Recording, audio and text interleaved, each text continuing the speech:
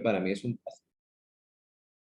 Como siempre, para mí es un placer verlo, escucharlo y pues contar con su gran amistad y con su presencia en estos espacios. Yo agradezco mucho la invitación. La idea de esto es que veo que es un grupo de un número que permite mucho la participación. La formación en ejercicios de teoría del delito involucra, sin lugar a dudas, el cuestionamiento de cada uno de los casos que vamos a ver.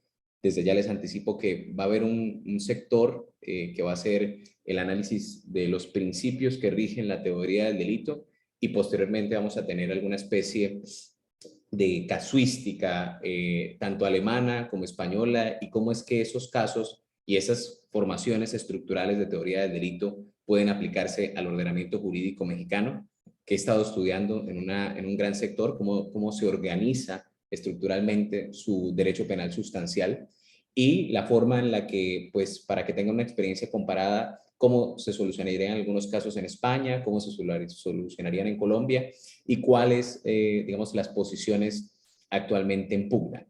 Yo tengo una especie de sílabus o quizá como contenido temático de lo que vamos a ver para que ustedes, estilo semana a semana o día a día, vayan viendo en qué partes vamos y eso les va a permitir ubicarse un poco más y también saber en qué parte de los problemas podemos aterrizar y demorarnos un poco más. Por ahora veo que son pocos, me gustaría de pronto conocerlos algunos, y si quieren yo me presento de manera inicial para que sepan un poco más de mí y de quién les va a hablar durante este tiempo.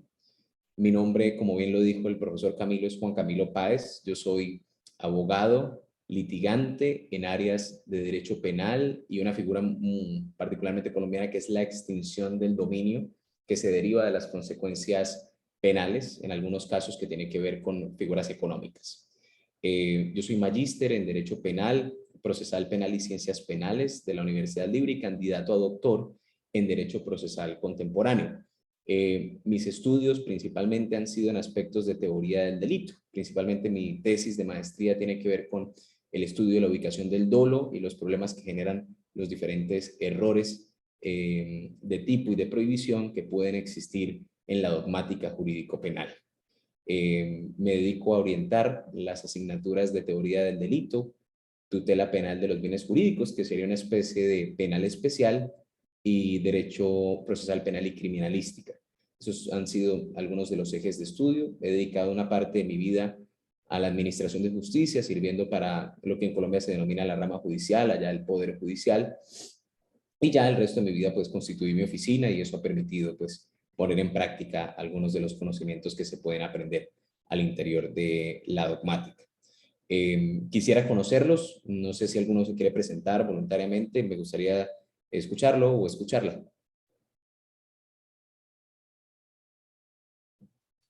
Voluntariamente. Buenas noches, mi nombre es Sergio Mesa Alvarado, estoy hablando de Villahermosa, Tabasco. Soy servidor público de Pemex Exploración y Producción. Excelente, Sergio, un placer conocerlo. ¿Quién más?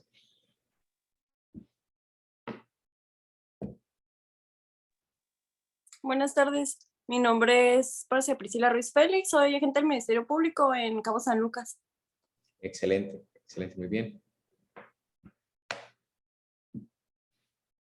Y falta Nicole, supongo, ¿sí?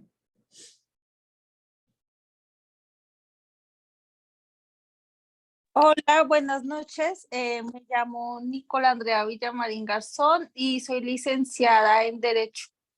Perfecto, muy bien, Nicole. Nicole, ¿y te has dedicado a algunos temas de derecho penal o solamente estás iniciando por la estructuración académica? Estoy iniciando, aún no ejerzo.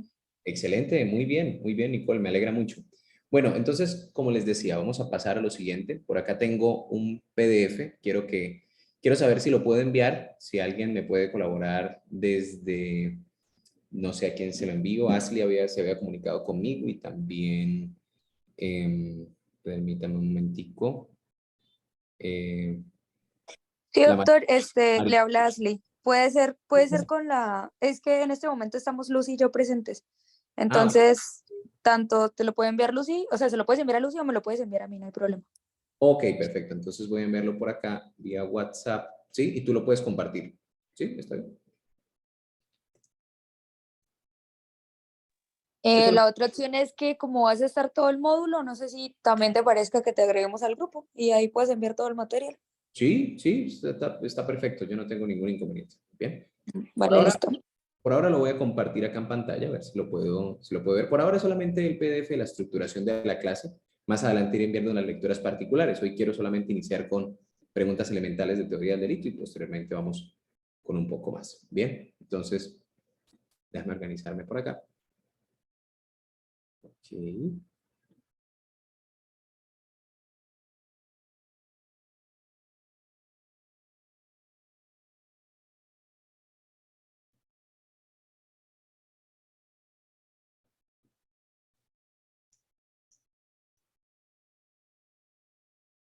Permíteme un momento, ya va.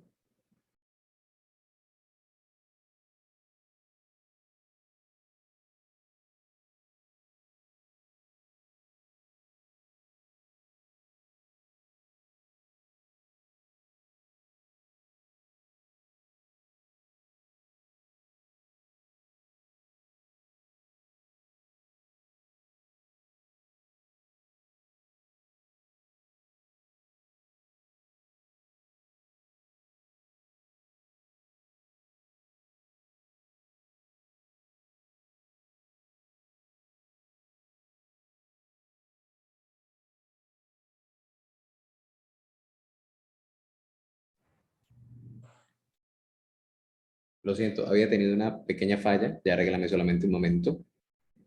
Perfecto. ¿Ven este documento?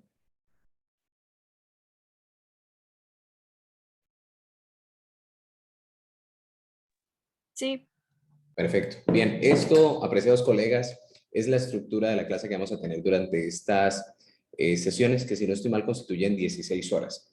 Aunque es poco tiempo para poder abordar toda la teoría del delito, intenté hacer un cronograma que nos permita avanzar con facilidad dentro de ella y vamos a ver los diferentes aspectos dogmáticos. Y aquí no está, pero la idea es que a partir de la discusión con ustedes podamos establecer cómo funciona en México cada uno de estos elementos que vamos a ver, más allá de los principios, por ahí a partir del punto quinto vamos a formularlo, cómo funciona, cómo está regulado y qué elementos de esto pueden extraer ustedes para la defensa de los casos. Bien, antes de iniciar con qué vamos a ver, quiero comentarles lo siguiente.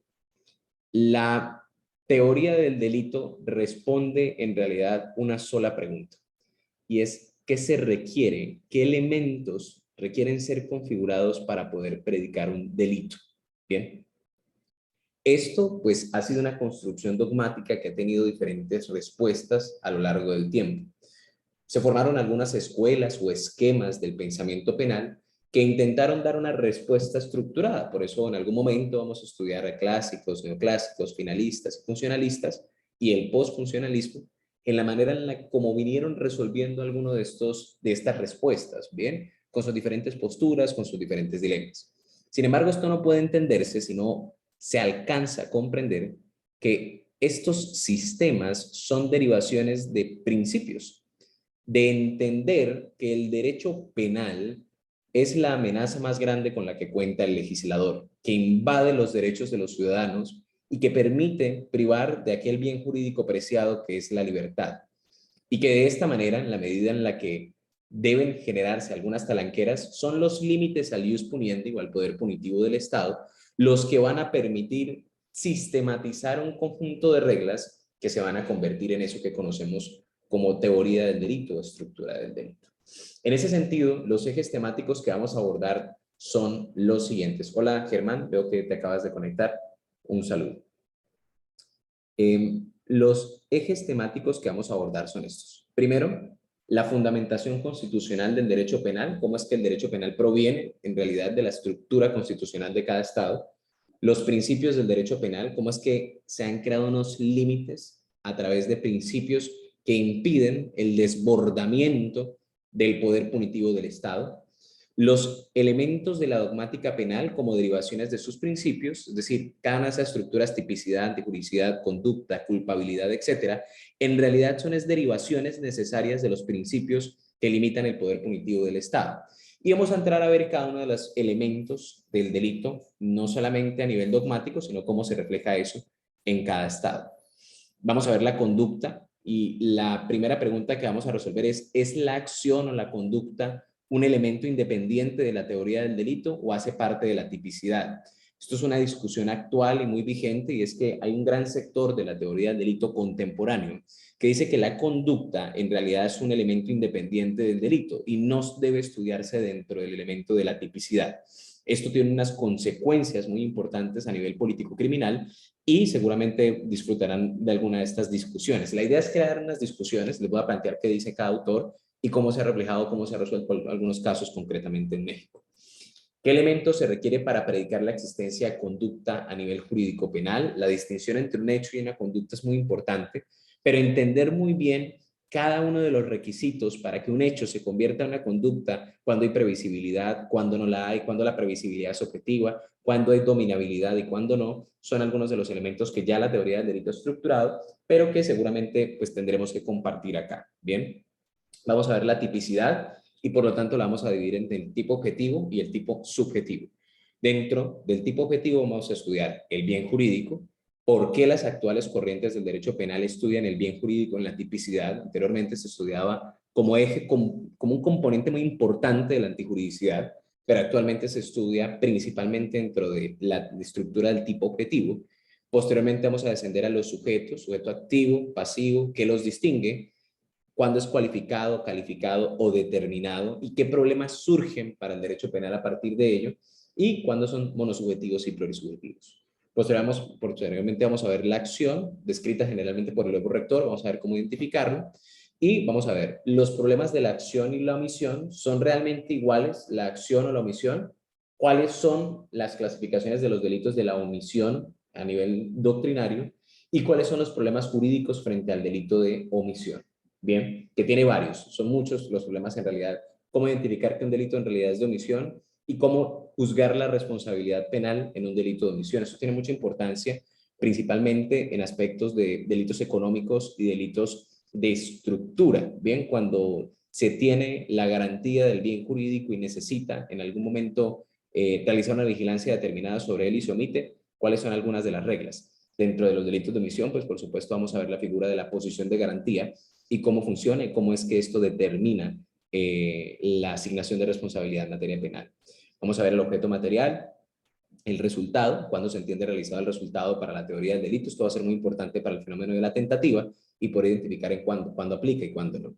El nexo de causalidad, por lo que vamos a ver todas las teorías causales, va a ser, pues, por supuesto, les repito, son 16 horas, va a ser una estructuración, digamos, no muy profunda, si se quiere, desde el punto de vista teórico, pero al menos van a conocer todas las teorías de la causalidad y cada uno. Conectarme tantito. Es que ya encargué en internet, pero... Hay alguien que tiene un micrófono abierto. Ay, disculpe. Tranquila. Perdón. No hay inconveniente. Después del nexo de causalidad, vamos a ver las teorías de imputación objetiva. Importantísimas para la asignación de la responsabilidad en materia penal. Vamos a ver cómo se crea la teoría de la imputación objetiva. Aquí están los tres autores que más son nombrados a nivel actual y contemporáneo dentro de la imputación objetiva: Roxin, Jacobs y Frisch. Vamos a ver que la teoría de la imputación objetiva se le reconoce principalmente como autoría del profesor Roxin, y dentro de sus estudios realizados para obtener el nivel de homologación como profesor en las universidades de Alemania. Sin embargo, esta teoría nace de un profesor alemán llamado Honig, que hizo unos estudios muy importantes que sentaron las bases de lo que hoy o actualmente es la imputación objetiva. Posteriormente vamos a ver los elementos normativos y descriptivos y qué problemas hay dentro de la estructuración de la tipicidad objetiva con cada uno de ellos. Bien. Posteriormente vamos a pasar al tipo subjetivo y ahí vamos a ver las modalidades de la conducta, dolo, culpa y preterintención, principalmente creadas a nivel doctrinario. Vamos a ver posteriormente cómo se aplican en México, cuáles son sus características y demás. Y también van a poder realizar un ejercicio interesante de derecho comparado para que vean cómo nosotros tenemos estructurado este fenómeno a nivel nacional, en Colombia al menos, que ha intentado, desde ya les anticipo, Colombia se suscribe penalmente, no dicho por la jurisprudencia, pero sí del análisis de la legislación colombiana. Nosotros somos una especie de escuela ecléctica que mezcla cosas del finalismo y el funcionalismo. Nuestro derecho penal colombiano ha sido altamente marcado por las escuelas del derecho penal alemán. cosa que en México veo que se ha creado una estructura autóctona y que muchas de las instituciones dogmáticas han aportado y han construido, pero en realidad termina siendo también una mezcla de algunos componentes interesantes, por lo que les servirá saber de dónde viene cada una de las estructuras que actualmente maneja. Bien, vamos a ver los problemas contemporáneos de la figura de error de tipo. Yo estuve revisando su legislación y la enunciación de la ausencia de responsabilidad por el error nos remite a un artículo 66, si no estoy mal, y la consecuencia o la derivación de la diferencia del error de tipo y el error de prohibición. Vamos a ver esto, cuándo es vencible, cuándo no, qué consecuencias tiene que sea vencible en cada uno de los escenarios y demás. Bien. Posteriormente vamos a descender a la antijuridicidad. Dentro de la antijuridicidad vamos a ver una discusión muy interesante y es cuál es la diferencia entre la justificación y la exculpación del comportamiento. ¿Por qué algunas causales que implican la ausencia de responsabilidad del acusado, la dogmática las adecua en antijuridicidad y otras en la culpabilidad? Una justifica y otra exculpa. Esos elementos son los que vamos a observar. Vamos a ver las causales de justificación como la legítima defensa y vamos a discutir si el ánimo de justificación, que es un problema muy contemporáneo, este problema lleva discutiéndose hasta apenas unos 4 años dentro de la dogmática penal, entre española y alemana se han contestado un poco, y es si se requiere o no de los elementos subjetivos especiales en la justificación. Me voy a explicar, y es: el derecho penal quiere saber si para reconocer la legítima defensa alguien de verdad debe actuar sabiendo que está siendo atacado. Y esto es un problema importantísimo para el derecho penal. La pregunta es, ¿qué pasa si A mata a B sin saber verdaderamente que B estaba ya ejecutando un acto de agresión en contra de él? Objetivamente estaba en legítima defensa, pero subjetivamente no lo sabía. ¿Debemos condenarlo o debemos reconocerle la legítima defensa, a pesar de que no actuara por eso, a pesar de que actuara solamente por un instinto malvado, quizá? Esto es un problema que ha suscitado las mayores discusiones a nivel doctrinal y seguramente será interesante para ponerlo en la mesa sobre la discusión que vayamos a tener en algún punto. Vamos a ver algunos de los problemas contemporáneos de las causales de justificación. Vamos a traer algunos textos del profesor Greco, algunos textos del profesor Schunemann, y vamos a ver cómo es que se discute actualmente si la legítima defensa sirve para todos los bienes jurídicos, para algunos, para qué tipo de bienes jurídicos sirve la legítima defensa y para cuáles no. Posteriormente, ya descendiendo al final de nuestro breve curso, vamos a ver la culpabilidad como elemento de la conducta punible, vamos a ver la imputabilidad, la conciencia de la ilicitud y la exigibilidad de un comportamiento conforme a derecho, que son los 3 pilares fundamentales que a nivel dogmático se han sentado sobre la culpabilidad, y cómo es que esto se relaciona con la legislación mexicana. Yo he visto que elementos como la insuperable coacción ajena y el medio insuperable no están muy claros su funcionamiento, y por lo tanto quisiera, pues, digamos, discutirlo con ustedes, a ver qué les parece, cómo la doctrina puede en algún momento captar y aprender mejor esos componentes. Bien. Por último, vamos a ver los llamados dispositivos amplificadores del tipo penal, la tentativa y la teoría de la autoría y participación. Vamos a ver que doctrinalmente se ha estructurado los problemas del delito tentado, las especies de tentativa que hay, la figura de la tentativa con dolo eventual, que actualmente se discute muchísimo, y cómo es que esto puede afectar o no la asignación de responsabilidad penal, principalmente en México. La idea es que este curso no sea, pues digamos, a pesar de que se llama teoría del delito y pareciera implicar cuestiones sumamente académicas y doctrinales, la idea es que no solamente tengan esa rigurosidad, sino además puedan entender muy bien y aplicar y descender muy bien ese conocimiento a los aspectos prácticos de su vida como profesionales. ¿Sí? Ok. Posteriormente, por último, vamos a ver la figura de autoría y participación, cuáles son los problemas de la complicidad, cuáles son los problemas de la determinación y cómo se han tratado contemporáneamente por el derecho penal. Bien, ¿estamos claros todos hasta ahí? ¿Tienen alguna pregunta hasta el momento o podemos continuar?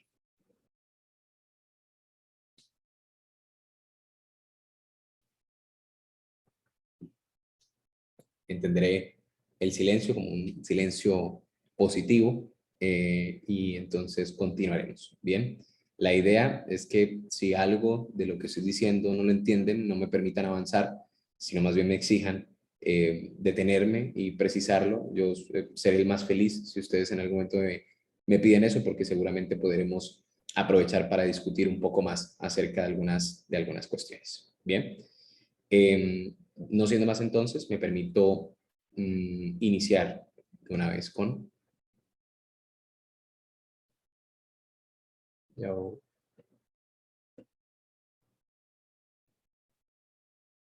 Okay. Yo traje una presentación que seguramente también les voy a enviar esta presentación para que puedan ver cómo funciona. Bien, y la puedan tener a su disposición. ¿Listo? ¿Me confirman, por favor, si logran ver la presentación? Sí se ve. Perfecto. Bien, la idea es que comprendan que el mundo de la teoría del delito es un mundo muy diferente al mundo del ordenamiento jurídico puro y duro, de la estructura de las leyes, sino que más bien es un mundo analítico, un mundo que ha sido constantemente pensado y transformado en pro de la preocupación de un enorme sector de la doctrina por la pena y por cuándo asignar o no una pena.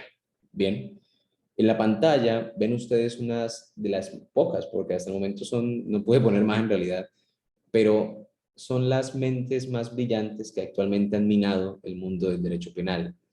Están de izquierda a derecha, de arriba abajo, Carrara, el profesor Satzger, el profesor Zaffaroni, Klaus Roxin, Jesús María Silva Sánchez, Gunther Jacobs, Edmund Mesger, Belzel, Schunemann, Carrasquilla está ahí, también está Binding, el profesor Muñoz Conde, la profesora Ingeborg Pupe, que está abajo a la derecha. Cada uno de estos autores ha contribuido en algo a la discusión, que actualmente se entiende ya como parte natural del proceso del derecho penal. Bien. Y nosotros, nuestra única tarea en realidad es comprenderlo y saber qué debates sirven y con qué escuela se suscribe cada uno. Uno de los grandes penalistas de México actualmente que se han referido a la teoría del delito, el profesor Quintino, tuve el gusto de comprar sus tomos, principalmente los manuales, una especie de ABC de la teoría del delito, y veo que referencia a varias de las mentes que aquí se encuentran, y he compartido algunos de los postulados que refiere. Y también comparto en una total medida la preocupación por predicar la necesidad de estudiar los elementos de la teoría del delito para ser mejores abogados, mejores jueces, mejores fiscales o mejores ministerios públicos en el caso mexicano. Y por lo tanto, esta diapositiva es solamente, diríamos, de sensibilización, por decirlo de alguna manera, a efectos de que se enamoren un poco más de este mundo de la teoría del delito. Saber, por ejemplo, no sé si lo sabían, pero el profesor Klaus Roxin no solamente es doctor y profesor, con todo lo que eso implica en Alemania, ¿no? En Alemania, cuando una persona se hace profesora de universidades, es porque ha atravesado lo que parecerían 2 doctorados. Me permito contarles brevemente.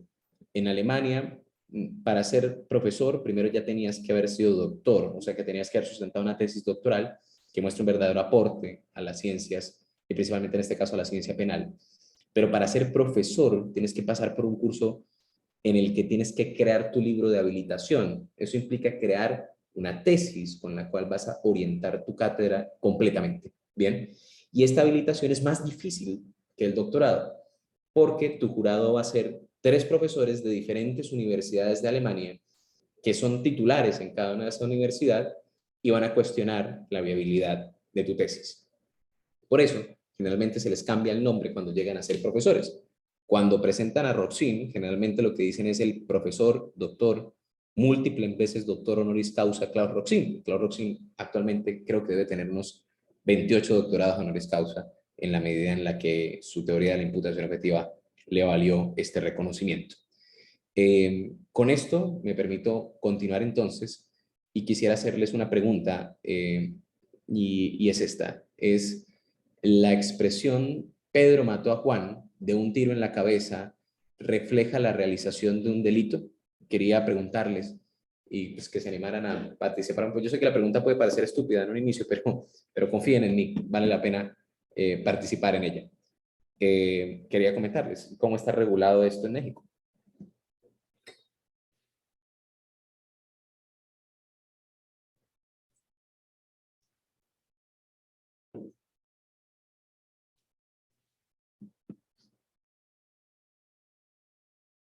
De a uno solo, no hay inconveniente, ¿no? De a todos no.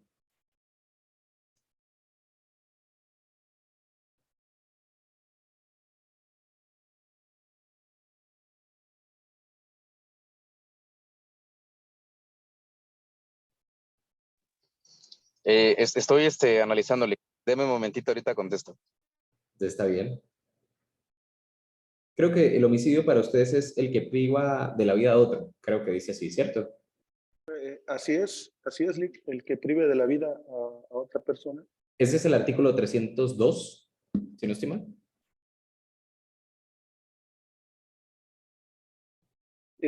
Varía de acuerdo a los estados. Ah, ok, perfecto. Bueno, sí, tienes toda la razón. Ahora, ¿y creen que esto encaja dentro del delito de homicidio? Yo creo que sí. Sí. Sí, sí encaja, Lick. Ok, excelente. Y si les digo que no, o que al menos todavía no, ¿qué opinan? Y la discusión es la siguiente. Bien, el dato de Pedro mató a Juan de un tiro en la cabeza, ustedes podrían adecuarlo a diferentes modalidades de homicidio, ¿cierto? Que entiendo existen en la legislación mexicana. Sin embargo, actualmente no saben si ese tiro en la cabeza, por ejemplo, proviene de una legítima defensa. Bien, no saben si actualmente Pedro, cuando mató a Juan, tenía conocimiento de que estaba matando a Juan, pudo haber hecho un tiro y posteriormente cayó en la cabeza de Juan. No saben si Pedro verdaderamente es imputable, por ejemplo, y por lo tanto no conocen las condiciones actuales de Pedro. Lo que quiero decirles, apreciados colegas, es que para eso sirve la teoría del delito. Para, a pesar de que se reciba un caso a priori, poder identificar cada uno de los elementos que se requieren para poder asignar la responsabilidad penal. Bien, ¿sí, Priscila? Lo que pasa que ahí en la diapositiva que nos puso, nada más menciona, Pedro mató a Juan de un tiro en la cabeza. Y en el artículo, bueno, en mi legislación, el artículo 128 dice, quien prive de la vida a otra persona, y ya dice, se le impondrán de 12 a 20 años de prisión. Pero ahí no menciona más información, pues nada más dice que lo mató de un tiro en la cabeza, entonces pues ya está privando de la vida a una persona, no dice más información. No menciona eso. Estamos de acuerdo, Priscila, y tu análisis es completamente correcto. Eso lo único que significa hasta el momento es que esa conducta es típica del enunciado normativo que está en tu código. ¿Me entiendes? Es solamente una parte de la estructura del delito y es la tipicidad objetiva. Bien, solamente hasta apenas tenemos que la expresión Pedro mató a Juan de un tiro en la cabeza realiza el tipo objetivo descrito en el Código Penal. Pero para que esto sea un delito, se requiere mucho más. Y esto se responde con la respuesta en principio no, porque delito, la expresión delito, implica más elementos. Y esto es una conducta, tipicidad, objetiva y subjetiva, antijuridicidad y culpabilidad. Y este es básicamente el primer, digamos, elemento con el que uno se encuentra dentro de la estructura de la teoría del delito, y es, no me basta el código para poder saber si hay un delito o no. No me es suficiente. Requiero de unos elementos adicionales que no están allí y que necesito interpretarlos para poder deducirlo.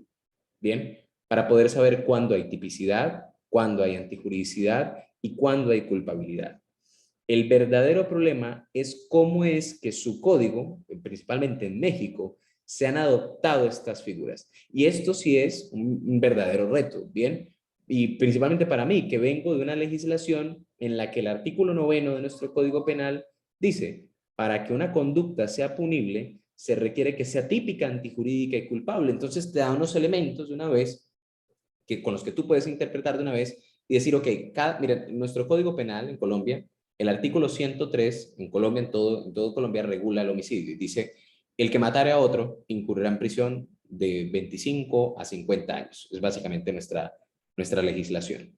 Y el problema es que si Pedro mata a Juan, como en este caso, o Pedro mata a María de un tiro en la cabeza, realiza efectivamente esa descripción típica. Ahí está, encaja, hay una adecuación.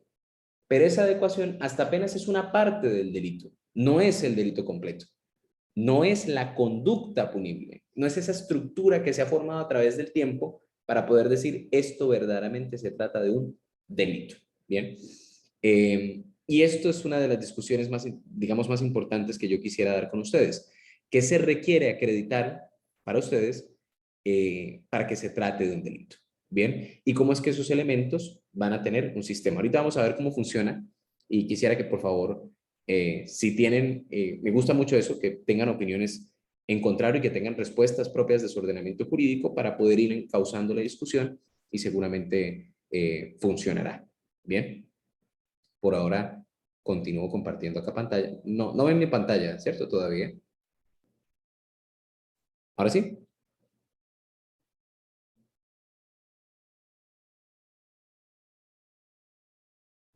¿La ven? Sí, sí se ve. Perfecto. Continúo. Dentro de estas categorías dogmáticas que les venía comentando están la conducta, la tipicidad, la antijuridicidad y la culpabilidad. Y básicamente cada una de ellas va a requerir la organización de ciertos elementos que entiendo ya lo había compartido también en el texto y es cada una de las cosas que vamos a ver. Para que sea conducta, primero se requiere que provenga de un ser humano, que sea exteriorizada con una acción u omisión con significado social y que sea dominable. Esto, a través de las categorías que se han creado, quiere decir que sea previsible, evitable, consciente y realizada voluntariamente. El tipo objetivo tiene unos elementos, el subjetivo tiene otros, la antijuridicidad formal y material, vamos a ver que es una teoría ya un poco abandonada, y la culpabilidad, compuesta por la imputabilidad, exigibilidad de un comportamiento conforme a derecho y conciencia de lo ilícito. Cada uno de estos ustedes le han puesto un nombre dentro de la legislación mexicana y el ejercicio de las siguientes semanas es ver dónde están cada uno de estos elementos y cómo poder interpretarse, cómo les puede servir para la construcción de sus teorías del caso, bien, y para poderla adecuar completamente. Ahora, yo sé que esto es supremamente rápido, pero todas estas categorías dogmáticas, les decía al inicio de la conversación, no nacen de la nada, sino que son producto de una serie de conceptos y principios que se han desarrollado históricamente. Estos, por supuesto, tienen que ver con el concepto de derecho penal. Generalmente cuando se intenta abordar el concepto de derecho penal, surgen diferentes posiciones. Bien, el derecho penal es un conjunto de normas, el derecho penal es toda aquella legislación que se produzca que sancione con pena una conducta. Entiendo que su código dice así, que eso es un delito, lo que sea sancionado, la conducta que sea sancionada con una pena va a ser un delito. Pero también el derecho penal tiene otros significantes. Yo quisiera saber de parte de ustedes qué consideran verdaderamente que es derecho penal y qué no, si alguno tiene alguna opinión ya formada.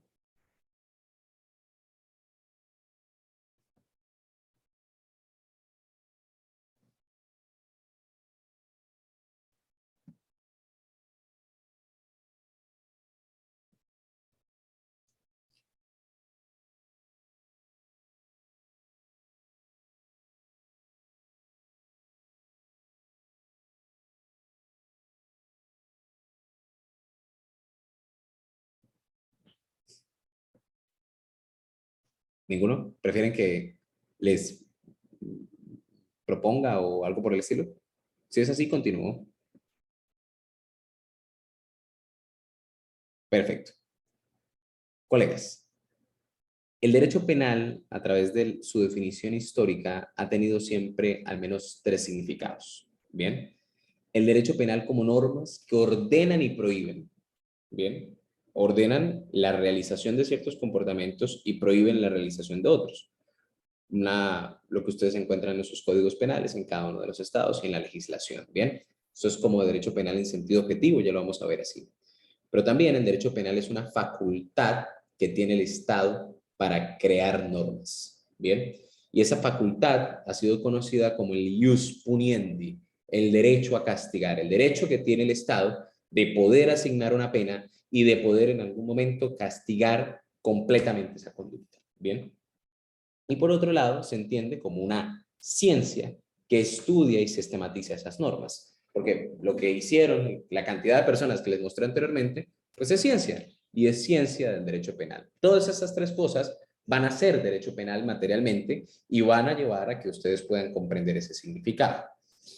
En ese sentido, hay tres sentidos o tres interpretaciones del término derecho penal. Derecho penal en sentido objetivo, compuesto por eso, por las normas que regulan la conducta y la asignación de unas penas y el castigo de los comportamientos de los seres humanos. El derecho penal en sentido subjetivo, que es esa facultad que tiene el legislador para crear las normas, y la ciencia del derecho penal como mecanismo encargado de interpretar y sistematizar esas normas. Bien, sus profesores, las personas que nos dedicamos a escribir sobre el tema de derecho penal, a ver cómo funciona, cuáles son sus problemas contemporáneos y cuáles deben ser sus límites. Eso también es derecho penal, solamente que desde una posición de ciencia. Bien, ahora, eso tiene una sistematización y es el derecho penal en sentido objetivo, normas, reglas, principios o valores encargadas de establecer dos cosas. Al ciudadano, qué conductas están prohibidas y cuáles deben realizarse obligatoriamente, y al juez, qué sanción aplicar en caso de que el ciudadano realice esta conducta. Bien, es un mensaje dual que se tiene. Bien, también el derecho penal subjetivo, pues como les decía, esa facultad para castigar, y la ciencia, aquella teoría que permite partir de dogmas o axiomas hallados para viabilizar una aplicación segura, eficaz y coherente de los postulados del derecho penal. Bien, por acá yo tengo un breve cuadro que puede explicar cómo funciona la estructuración del derecho penal, si me lo permite. Bien, solamente regalo un momento para sacarlo completamente. Ok. Miren, el derecho penal en sentido subjetivo también es llamado ius puniendi. Bien, es la facultad que tiene el Estado para castigar. Y castigar, ojo con esto, implica crear leyes penales que prohíben o ordenan ciertos comportamientos, los códigos penales, la legislación, perseguir a los infractores, es decir, que exista un ministerio público encargado de, ¿sí?, encargado de, digamos, investigar esas conductas, y que hayan jueces que sancionen conforme a la infracción cometida, y que también hayan personas encargadas de vigilar el cumplimiento de esas sanciones. Bien, esto se hace a través de leyes penales, y esas leyes penales están compuestas por enunciados normativos o disposiciones que son interpretados y sistematizados por dos grandes actores: las altas corporaciones de justicia, que van a producir jurisprudencia, y los doctrinantes, que van a producir derecho penal como ciencia. Estos van a extraer el contenido de esos enunciados normativos y van a entender cuáles son esas normas penales. Pero todo esto, apreciados colegas, tiene límites.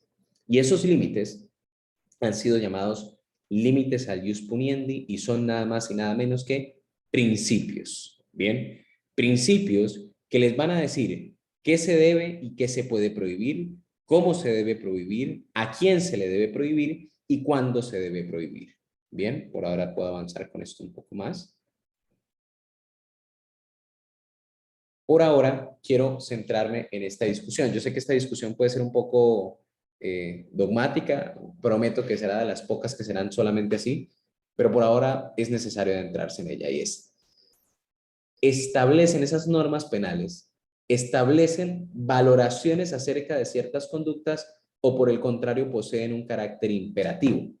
La pregunta es, ¿son normas objetivas de valoración o normas subjetivas de determinación? Y si son imperativos, ¿a quiénes se dirigen? ¿Al juez o al ciudadano? El problema es el siguiente. Les voy a proponer un ejemplo colombiano.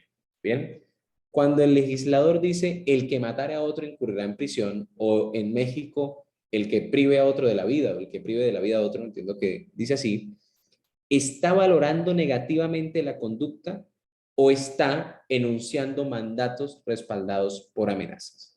Si está valorando negativamente la conducta, entonces sería una norma objetiva de valoración. Está diciendo esto está mal. Bien, matar está mal.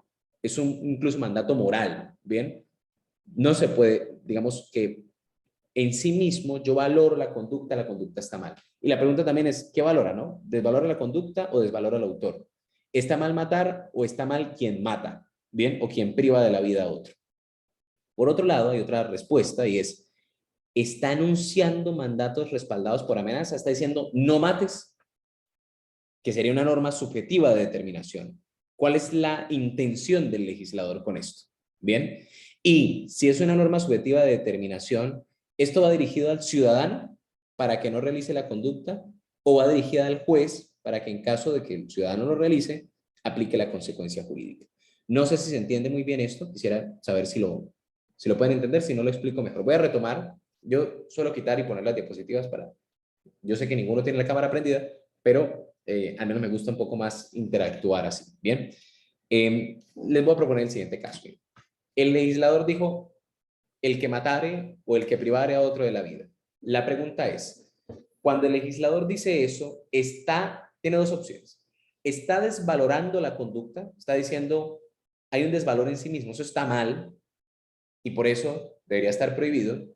Y si estamos en esta posición, la pregunta es, ¿desvalora qué? ¿La conducta, matar, o desvalora al autor que mata?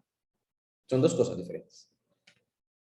Y la siguiente opción es, no, en realidad no está diciendo que matar esté mal, solamente está diciendo que quien lo haga va a recibir una pena o va a tener una consecuencia.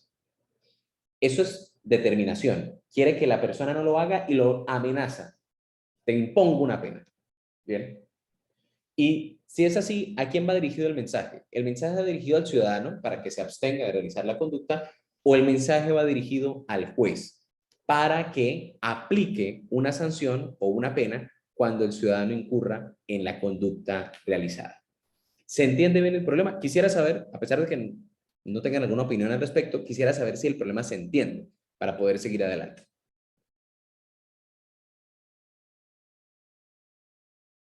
Creo que sí, maestro.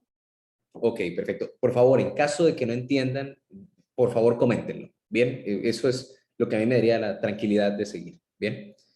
Este problema, apreciados colegas, ya fue abordado por la doctrina y fue abordado por la doctrina hace muchísimo tiempo. Bien. Y se crearon las teorías sobre la naturaleza de la pena. Bien. Y estas son las 4 principales teorías sobre la naturaleza de la pena. La primera es la teoría monista o de los imperativos de Austin. Y dice que es una norma subjetiva de determinación. ¿Qué va a decir el profesor Austin? Dice, mire, la única finalidad es convencer al sujeto de que no cometa la conducta. No está desvalorando nada, no está diciendo que está mal. Es más, no establece criterios morales. No, para el legislador puede prescindir de decir si está mal o no matar. Lo único que le interesa es que la gente no mate y para eso los amenaza con la imposición de una pena. Esa es la teoría monista. ¿Bien? Posteriormente viene la teoría de las normas del profesor Binding y dice son normas subjetivas de determinación. Pero ojo, las normas y la ley penal van dirigidas, esas amenazas van dirigidas de forma dual.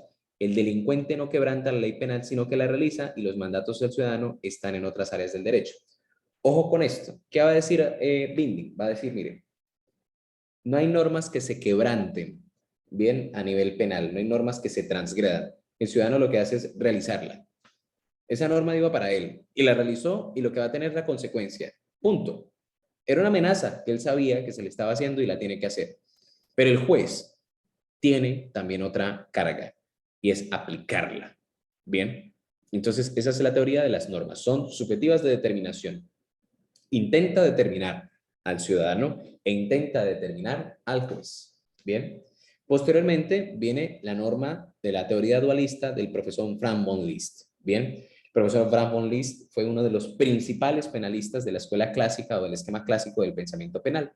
Y él va a decir, miren, son normas objetivas de valoración. El legislador está diciendo que matar o privar de la vida a otro está mal. Y desvalora dos cosas. Desvalora al autor y desvalora la conducta. Dice, la conducta de privar de la vida a otro es equivocada y es contra el derecho. Y de eso se encargan dos categorías jurídicas muy importantes, la tipicidad y la antijuridicidad. Y por otro lado, ese enunciado normativo también pretende desvalorar al autor a través del fenómeno de la culpabilidad. ¿Se entiende? Entonces va a decir Fran von Liszt, no, el mensaje es dual. Por un lado, se está desvalorando, son normas objetivas de valoración, el derecho penal no intenta amenazar a nadie, solamente está diciendo que está mal matar y que está mal quien mate. Cuando esos se unen, pues forman la figura del delito. Bien.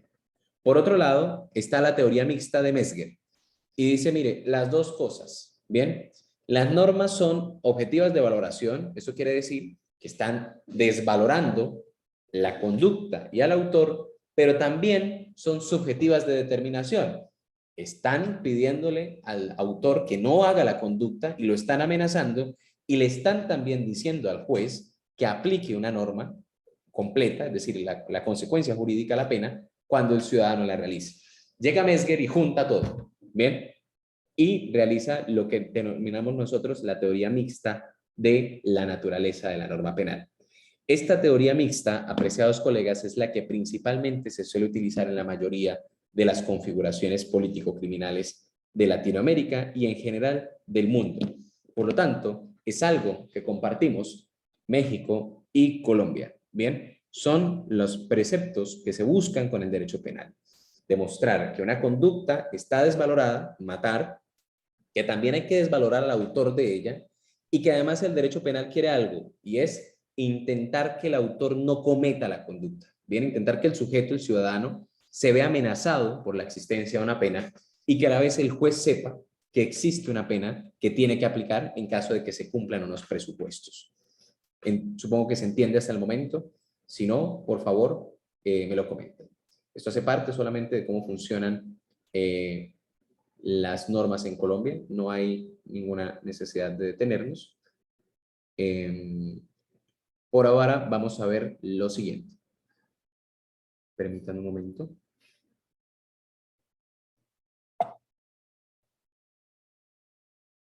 Hay una figura que quisiera compartir con ustedes, una explicación breve que tengo que hacer antes de poder pasar a esto. Bien. Colegas, en materia de teoría del delito es importante distinguir dos conceptos y yo quiero saber cómo lo ha tratado sus tribunales constitucionales y cómo se ve esto en teoría jurídica. Ustedes han distinguido naturalmente el enunciado normativo de la norma o para ustedes siempre ha sido lo mismo. Quiero, por favor, que me lo comenten o lo desconocen. Si lo desconocen, me lo cuentan y les digo cómo es que desde la teoría de Robert Alexy esto ha variado. Sí, con total tranquilidad, solamente quiero saber. O si alguno siente que lo desconoce, no importa si lo deba conocer o no, no me interesa eso. Solamente quiero saber si lo conocen para yo poder abordarlo.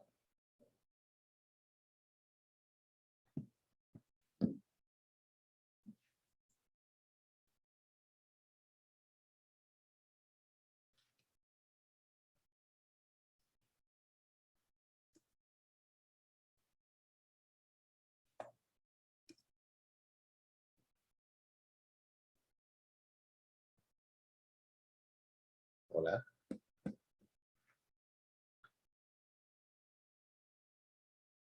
Igual y si lo aborda, maestro. Perfecto, está bien. Voy a continuar. No, miren, lo siguiente. Cuando ustedes tienen un texto legal, un código, algo que tengan en la mano, bien, eso en realidad es un enunciado normativo. ¿Qué es un enunciado normativo, colegas? Es la forma en la que el legislador se pronuncia. Palabras, enunciados, frases que están en el código. Bien, como el concepto que ustedes dicen de el que priva a otro de la vida. Eso es un enunciado normativo. Para la teoría del derecho, eso no es una norma. Bien, ¿qué es una norma? Es la interpretación del enunciado normativo. Las normas se dividen generalmente en valores, principios y reglas. Bien, dependiendo de la formulación del enunciado normativo se pueden extraer esos valores, principios y reglas. Bien, cuando el enunciado normativo consistente en el que priva de la vida de otro incurrirá en prisión o tendrá la pena de tanto a tanto, lo que está diciendo el legislador es interprételo como una regla. ¿En qué consiste esa regla? La regla será esta: está prohibido matar. La regla se cumple y se incumple. Punto. ¿Cumpliste la regla? Sí, la cumpliste, no mataste o no privaste la libertad de alguien. Y la incumpliste cuando, qué sé yo, privaste de la vida de una persona. Bien, pero es una regla ya constituida de esa manera. Bien, paso A, se realiza el supuesto de hecho. Paso B, tiene que aplicarse la consecuencia jurídica.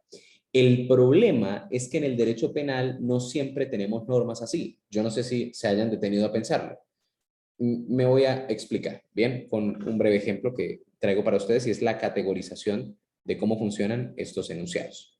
Permítanme un momento. Y esto ha sido así en las legislaciones colombianas, alemanas, de donde quieran. Bien.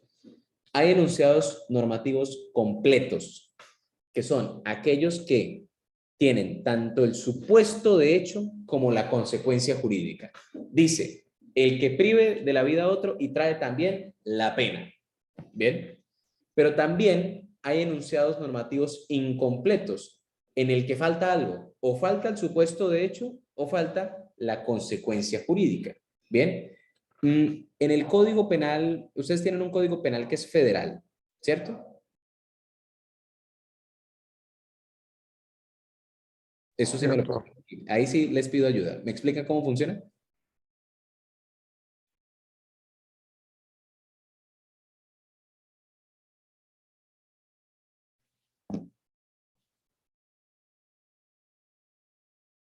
De a uno solo, licenciados, para que me ayuden.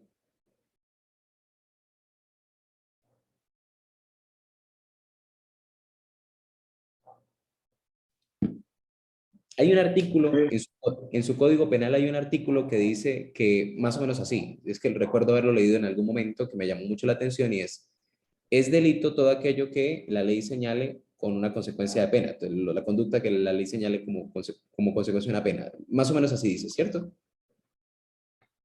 Sí, efectivamente. Perfecto. ¿Tú ves que eso tiene alguna consecuencia jurídica asignada dentro del mismo enunciado normativo? Si ves que anteriormente el del homicidio tenía supuesto de hecho y consecuencia jurídica. El que hiciere tal cosa incurrirá en tanto. Supuesto de hecho, consecuencia jurídica. ¿Ves que a este le falta la consecuencia jurídica? No tiene consecuencia jurídica, es solamente un enunciado incompleto. ¿Bien? Incompleto. Le falta algo. ¿Bien? Y esas normas es importante distinguirlas para los efectos de la teoría del delito, porque van a tener unos efectos posteriores. ¿Bien? ¿Se entiende más o menos la figura? Sí, maestro, estamos hablando del delito. Es que me fui tantito. Tranquila, no hay problema. Estamos hablando de que en materia penal hay algunos enunciados normativos que son completos cuando tienen enunciado, supuesto de hecho y consecuencia jurídica, y otros que son incompletos, como los que solo tienen, por ejemplo, circunstancias particulares del delito. Bien, o dentro de su Código Penal, cuando el legislador solamente quiere clarificar algo, no le pone consecuencia jurídica, dice, será delito esto y punto. Bien, no hay consecuencia jurídica. Y esto tiene que ver mucho con el delito por lo siguiente. Hay una serie particular de enunciados normativos que son los delitos o enunciados normativos en blanco. No sé si los hayan escuchado ya. ¿Los han escuchado o los explico? No lo había escuchado, doctor. Adelante. ¿Ustedes tienen algún delito similar al prevaricato, por ejemplo? ¿Lo han escuchado? No. ¿Qué pasa cuando No. qué pasa cuando un servidor público de ustedes falla manifiestamente contrario a la ley? O sea, se aparta completamente de la Podría, ley. podría ser falsedad por ejemplo, falsedad en declaración ante un tribunal judicial. Por ejemplo, te voy a proponer el siguiente caso. Yo soy juez y yo absuelvo a alguien que no debe absolver. No lo debía absolver. ¿Lo castigan ustedes? Entiendo. Ah, mentiras. Hablamos con Camilo que ustedes no lo castigan, creo. ¿O sí lo castigan?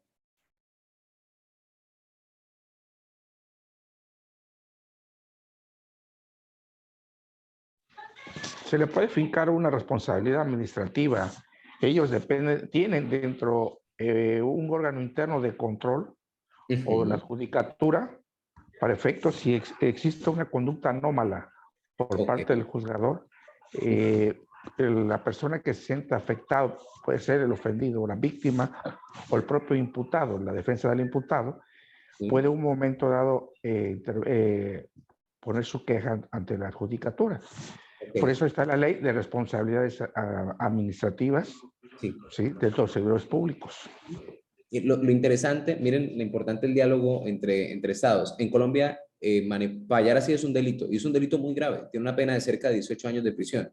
El juez que dolosamente, claro, ¿no? Falló contrario a derecho. Si él, no es una equivocación, ¿no? Es solamente fallar de manera muy manifiesta en contra del derecho de un servidor público que consigne algo que no va acorde al derecho en un concepto, por ejemplo, va a tener una responsabilidad penal muy alta. Bien. Pero vamos con otro delito que estoy seguro que compartimos casi todas las legislaciones latinoamericanas, el tráfico de migrantes. En su legislación también se tipifica, ¿cierto? Sí, es correcto, Lick. Es correcto. Perfecto. ¿Y recuerdan brevemente cómo se tipifica? Si quieren me lo muestran y yo lo busco, es que quiero algo importante con eso.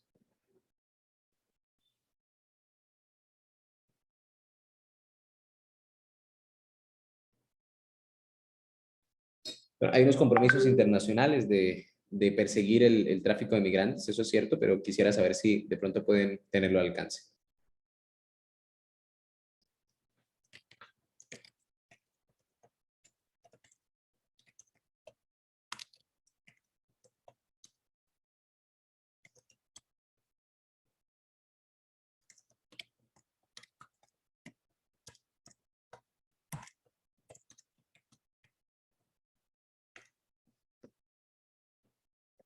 Creo que nadie de nosotros tiene al alcance el código. No hay problema.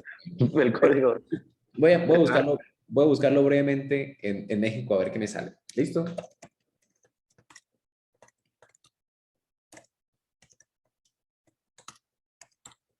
De esto se trata las Yo clases. lo estoy buscando. De construir clase. Creo que es este. Vamos a ver, me sale algo que dice... Ay, no. Se impondrá pena de 6 a 12 años de prisión y multa de 100 a 10 en el Distrito Federal al momento de consumar la conducta a quien por sí o por interpuesta persona con propósito de tráfico pretenda llevar o llevar mexicanos o extranjeros. Más o menos dice así. Perfecto. 138, creo que es, ¿sí? Si es ese, se llama tráfico de indocumentados. ¿Es así o estoy en una legislación que no es?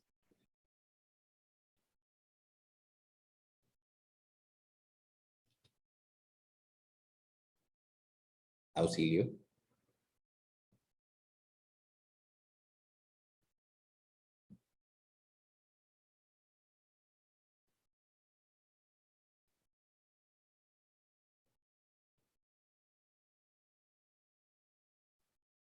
Hay una... Artículo 138, doctor. Dice 138 de la Ley General de Población y dice, se impondrá pena de 6 a 12 años de prisión y multa de 100 a 10.000 días de salario mínimo general vigente en el Distrito Federal. Bueno, supongo que es una legislación vieja, ¿no? Se habla de Distrito Federal.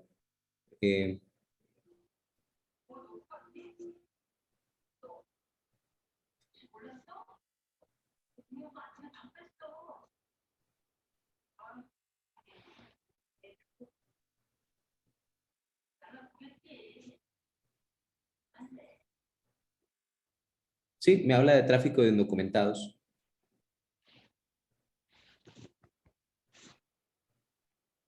Bueno, este me sirve para el ejemplo que quiero proponerles. Bien.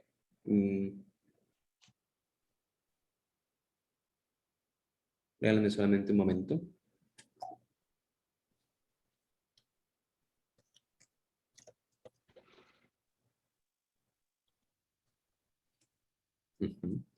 Miren esta redacción, a ver qué les parece. Bien, solamente a manera de ejemplo.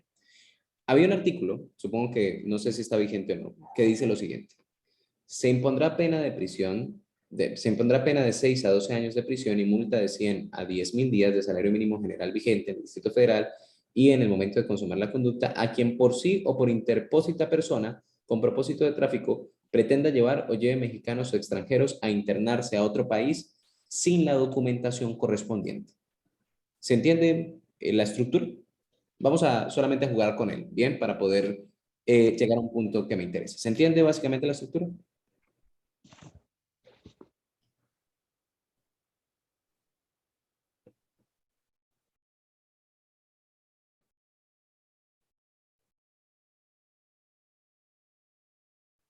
Hola.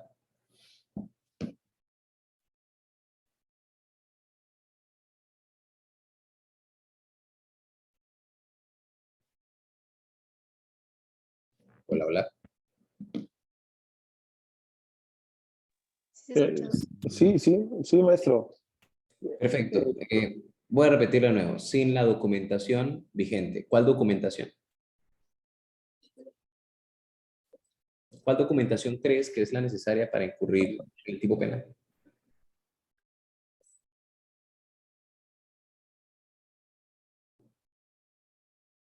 a ver, ¿podría hacer otra vez la pregunta? Sí, el tipo penal dice que incurrirá en prisión el que lleve a mexicanos a otra parte sin la documentación correspondiente. La pregunta es, ¿cuál documentación correspondiente? Pasaporte.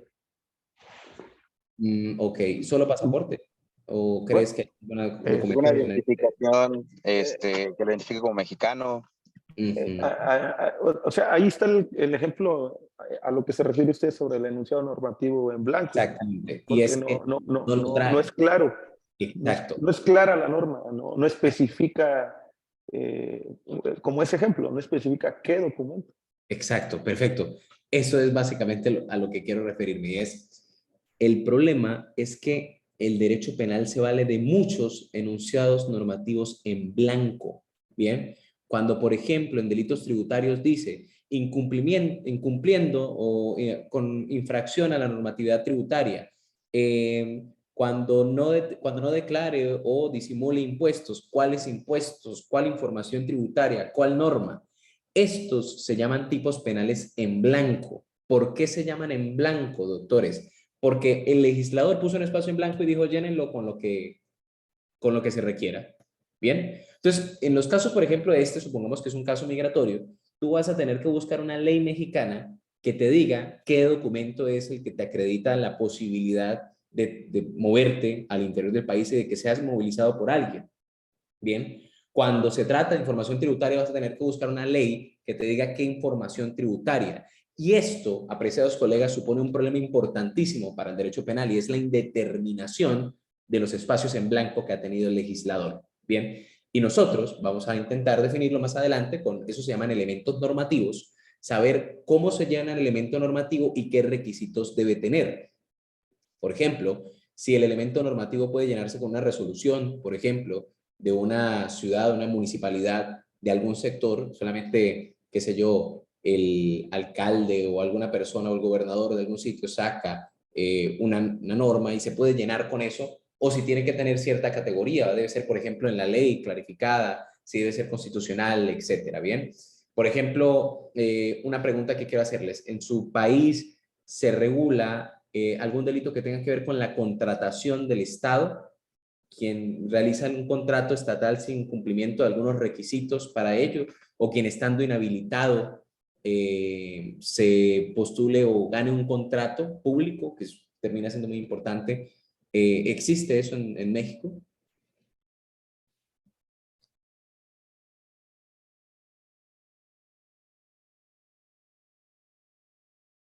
¿Puede repetir la pregunta, doctor Lenor, Sí, por favor?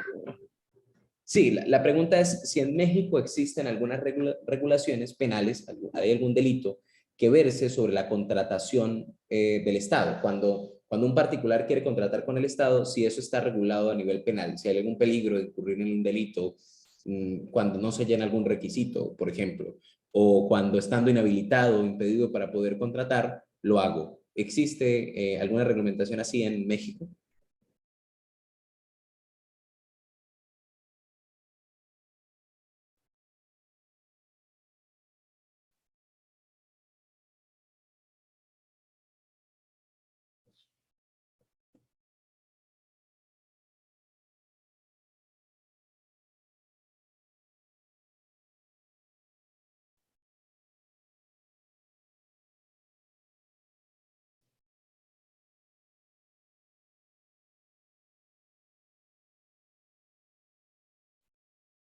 Cuando, Y yo sí lo encontré. Es bueno, yo tengo el 270, se ¿sí? llama ejercicio ilícito del servicio público y lo define como que comete el delito de ejercicio ilícito del servidor público, el servidor público que ejerce las funciones de un empleo, cargo o comisión sin haber tomado posesión legítima o sin satisfacer todos los requisitos legales, así como el que lo designe sin que satisfaga los requisitos legales.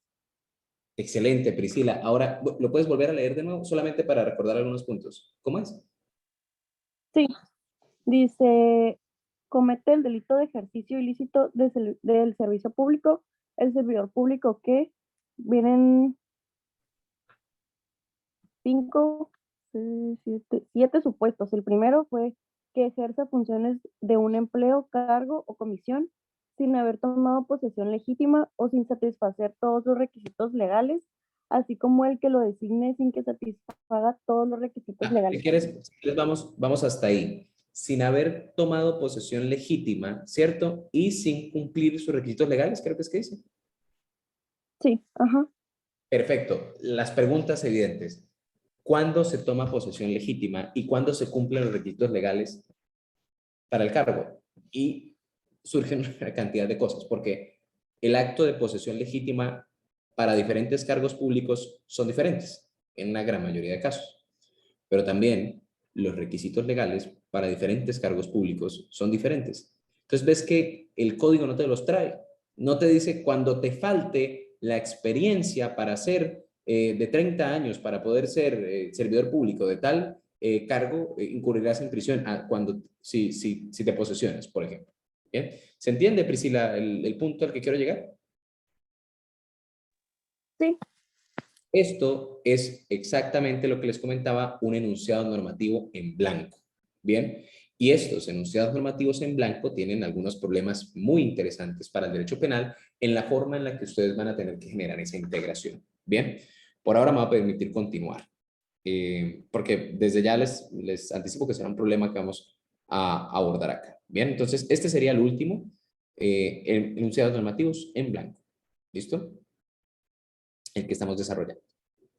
Estas son algunas de las reglas de la interpretación en materia penal, ¿bien? Y son universalizables. No parten del ordenamiento jurídico colombiano, no parten de ningún tipo de ordenamiento jurídico, son reglas que se han fijado para saber cómo interpretar las normas penales, ¿bien? Primero, toda interpretación debe ser universalizable, es decir, debe ser posible su aplicación con posterioridad de manera segura y fiable en casos similares. No vamos a permitir en el derecho penal que haya una interpretación más severa para este caso y una más laxa para el otro. Bien, cada enunciado normativo, cada delito, cada tipo penal que ustedes tengan, pues será aplicado solamente para para los casos en general. Como se aplican unos, se aplican los demás. Debe respetar un contenido mínimo de justicia, esto es, los derechos humanos.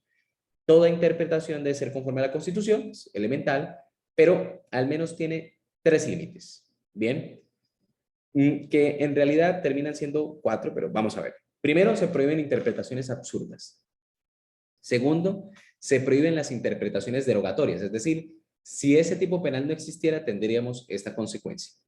En tercero, la prohibición de desbordar el sentido literal posible. Bien, el principio de tipicidad exige que nunca se extienda la aplicación de un tipo penal, ni por analogía ni por otra razón, al sentido más literal posible en el que fue planteado por el legislador. Y por otro lado, pues la prohibición de analogía in malam parte. Es decir, esto es una derivación y es el intérprete no puede decir, bueno, si el legislador lo previó la sanción para este caso, también la va a prever para este, cuando no fue así. Esto desbordaría el principio de legalidad o estricta tipicidad. Bien, ahora vamos a ver los límites al jus puniendi, que son los principios, ese primer catálogo que habíamos visto en el primer punto de la clase. Bien, básicamente el jus puniendi es la potestad del Estado para dictar leyes del derecho penal, perseguir infractores, imponer penas judicialmente y ejecutar sentencias. Bien, cuando uno escucha hablar sobre derecho penal, a Roxin, por ejemplo, también a Jacobson, que tiene tesis muy contrarias, uno se da cuenta de lo mismo, y es, el derecho penal es un monstruo gigante, un aparato gigante. La mayoría de ustedes cuando se presentaron al inicio me dijeron que hacían parte del Ministerio Público, que son Ministerio Público, y ustedes tiene un aparato de investigación que en algunos casos es más precario que otro, depende del estado también. En mi estado, por ejemplo, la investigación penal termina siendo muy precaria, pero es el Estado en contra de un solo ciudadano. Es la Fiscalía o el Ministerio Público entero, con los poderes que eso supone, en contra de un ciudadano, de uno solo. Bien, con todo su poder investigativo. Esto fija en una balanza de debilidad al ciudadano. El ciudadano no tiene nada que lo defienda, salvo a veces un defensor, y en algunas ocasiones no muy bueno. Y por lo tanto, ese derecho tenía que crear unas barreras de contención. Espérese un momento, no derive tanto poder en mí, porque me puede aniquilar. Usted puede entrar a mi casa, puedo tener acceso a mis conversaciones, puede tener mis registros telefónicos, puede tener mi información bancaria, puede saber lo que yo hablo con mi familia, puede saber si tengo o no tengo amante, puede saber exactamente todo de mi vida, ¿bien? Y además de eso me puede privar de la libertad. Algún límite tiene que tener. Si no, pues desbórdese, ¿bien? Alemania fue muy preocupada por esto en la medida en la que su época, la época nazi, sirvió para sensibilizar acerca de lo que podía y no podía hacer el derecho penal. En algún momento ellos discutieron una figura que se denominaba un tipo penal que era básicamente la afectación al sentimiento de superioridad moral nazi. Hay muchas narrativas y sentencias que cuentan cuando un hombre miraba con deseo, un judío principalmente miraba con deseo a una mujer nazi, era condenado por los jueces penales, ¿bien? Y era condenado a ir a campos de concentración, ¿bien? Y esto supuso una gran afrenta al derecho penal y decir, bueno, ¿hasta dónde puede llegar? Es por eso, y no por otra cosa, apreciados colegas, que se crean estas figuras que limitan ese ejercicio del poder punitivo, ¿bien? Y la pregunta que les hago retóricamente es, ¿por qué un Estado puede privar de la libertad a un ser humano y pese a ello considerarlo moral, política y jurídicamente correcto? Si ustedes se dan cuenta, ustedes, doctores y apreciados licenciados, están todos los días observando que el derecho penal condena gente, que el derecho penal es un dosificador de males. Toma, este es el mal que mereces, este es el mal que mereces, tú vas a ir tanto tiempo a prisión, tú vas a ir tanto tiempo a prisión. ¿Por qué es que hemos entendido que eso está bien? Moralmente está bien, políticamente también y jurídicamente pues también en la medida en la que se haga pues correctamente, ¿no? En la medida en que se respeten postulados jurídicos. Eso obedece al fundamento del derecho penal. Y generalmente hay dos fundamentos, el fundamento político y el fundamento material. El fundamento político atiende a la forma de la organización estatal. En la medida en que el Estado esté organizado de cierta manera, pues políticamente se entenderá que es correcto la privación de la libertad. Y el material habla de las teorías de la pena y es indispensable que las conozcan. No me perdonaría que pasaran por un verdadero curso de teoría del delito sin conocer cuáles son las teorías actuales que se entienden para justificar. Pues mañana en la tarde vamos a... Mañana en la tarde, ¿qué, doctor?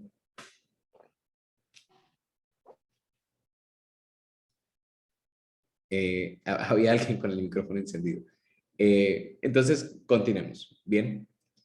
¿Cuál es el fundamento político? Miren, brevemente, varía dependiendo del Estado. Dentro de las diferentes categorizaciones de Estado, pues está Estado absolutista, el clásico, lo que llamamos el liberal intervencionista y el Estado social y democrático de derecho. Bien, aquí les traigo un ejemplo de la Constitución nuestra para que vean más o menos cuál es la figura. Bien, el Estado absolutista, ¿cuál era el fundamento del castigo penal? El rey.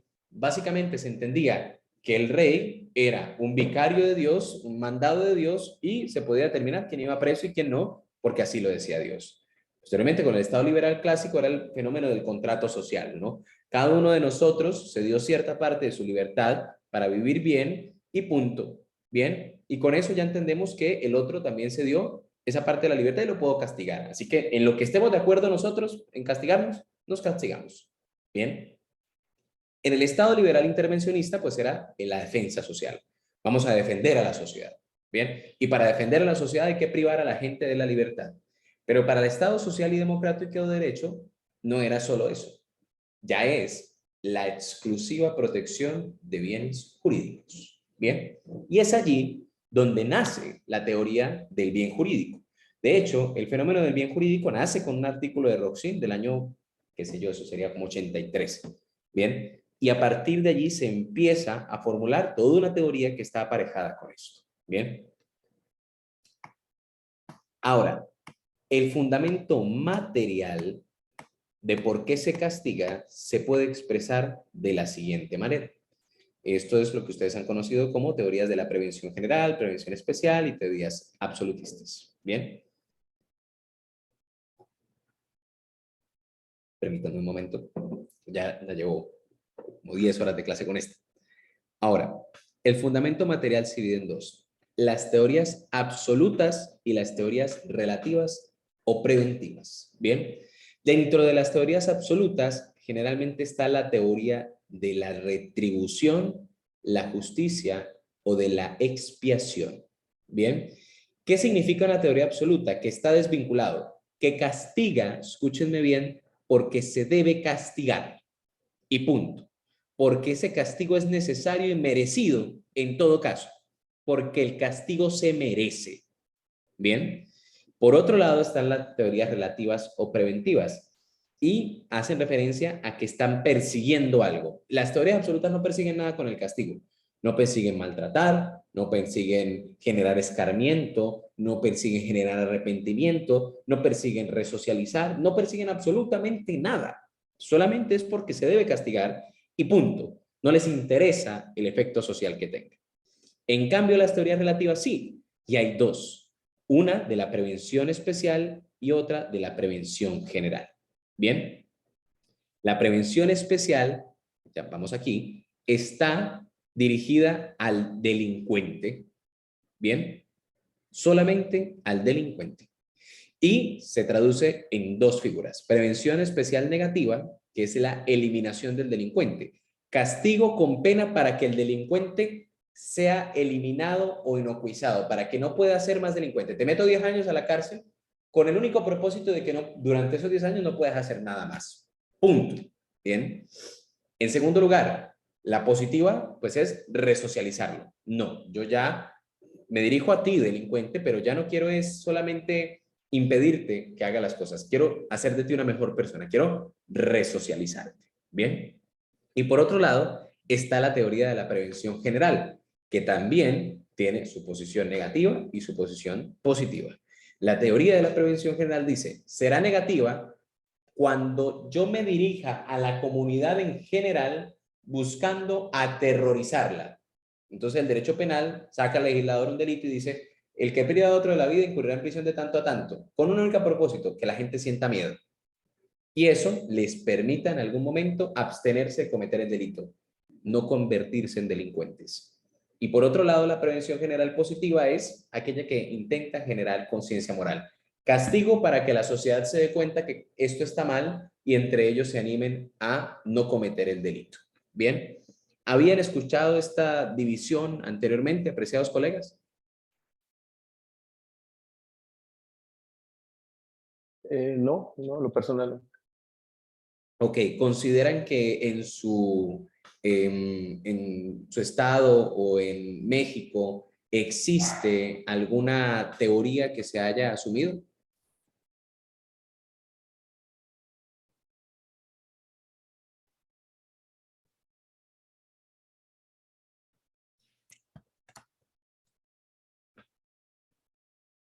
Intenté revisar brevemente su código y siento que la ley no ha sentado un precedente. No sé si ustedes lo tengan claro. Les quiero mostrar, por ejemplo, lo que ocurre en Colombia, ¿sí? Solamente como un experimento de temas de derecho comparado, ¿bien? Ustedes ven acá la página web que les comparto.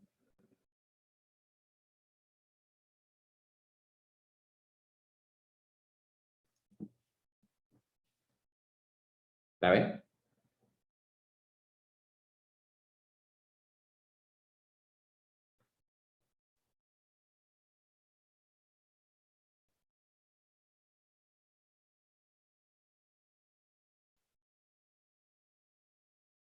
Discúlpeme, doctores, ¿ven la página?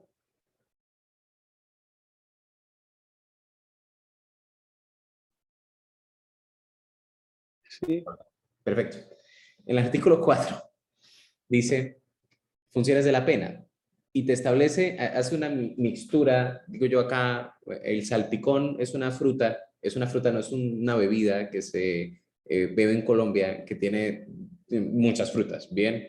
Papaya, banano, qué sé yo, fresa, lo que le quieran echar, ¿bien? Es una mezcla de muchas frutas con líquido. Y esto es un salpicón, ¿bien? La pena cumplirá las funciones de prevención general, retribución justa, prevención especial, reinserción al procesado y protección al condenado. En Colombia se asumió partido, el legislador dijo por todas las teorías de la pena que haya, aunque algunas sean excluyentes entre sí, no me interesa, ¿bien? Por ahora les voy a hacer un breve recuento de esto para que lo tengan muy fresco, ¿bien? Miren, el retribucionista más grande de la historia, o al menos el más famoso, fue el filósofo Immanuel Kant, ¿bien? Kant tiene un ejemplo de una isla, yo no sé si ustedes lo han escuchado, es muy famoso en los manuales de derecho penal, pero tiene un ejemplo de una isla en la que se preguntan qué deben hacer para castigar. ¿Alguno de ustedes lo ha escuchado? Si lo han escuchado, levantan la mano, si no, sigo adelante o interviene. A mí me gusta que me interrumpan, ¿bien? Entonces no hay ningún inconveniente. Kant, No, ok, no. perfecto, Germán, entonces lo comento con ustedes. Kant, si no estoy mal, eso es en Crítica a la Razón, dice básicamente lo siguiente. Mire, imaginemos que hay una isla en la que ya hay gente condenada a morir, ¿bien? Supongan ustedes que gente condenada a morir. Y dentro de esa isla, pues se viene un huracán, qué sé yo, y tenemos que abandonar la isla, todos. Bien. Ya, nunca más nos vamos a volver a ver. ¿Sí? Todos los 10 miembros de esta conexión de Zoom. No nos vamos a volver a ver y tenemos a, qué sé yo, 2 personas ahí y nos preguntamos qué hacer. Bien, ¿qué hacemos con estas personas que tenemos acá? Nos vamos, dice Kant.